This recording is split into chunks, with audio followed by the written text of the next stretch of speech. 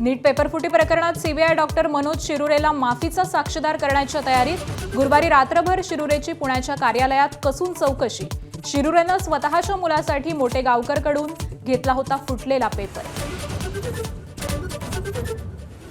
राज्यातील अनेक जिल्ह्यांमध्ये इंधनाचा तुटवडा। अनेक जिल्ह्यातील पंपांवर कॅन घेऊन वाहन चालकांची गर्दी।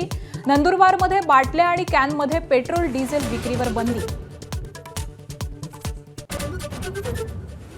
पंतप्रधान मोदींच्या परदेश दौऱ्यावर सामनातून टीका। देश इंधन टंचाईच्या आगीत जळतोय। पंतप्रधान इटलीत चॉकलेट वाटतायत। सामनातून निशाणा।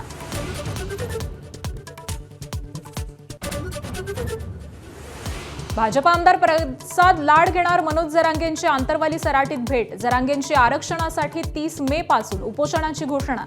तर लाड आणि जरांगेंच्या भेटीतून तोडगा निघणार का याकडे लक्ष। महाराष्ट्रात गायींची तस्करी केल्यास भोवणार। फडणवीस सरकार करणार मकोका अंतर्गत कारवाई। गायींची तस्करी खपवून न घेण्याचा सरकारचा पवित्रा।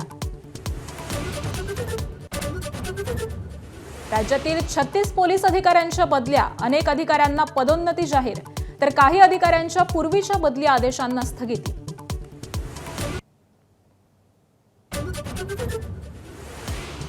विदर्भात आजही तीव्र उष्णतेची लाट कायम। चंद्रपूरच्या ब्रह्मपुरीत काल 47.1 अंश सेल्सिअस तापमान। अमरावती, अकोला, वर्धा जिल्ह्याला रेड अलर्ट। नागपूर, चंद्रपूर, यवतमाळला ऑरेंज अलर्ट।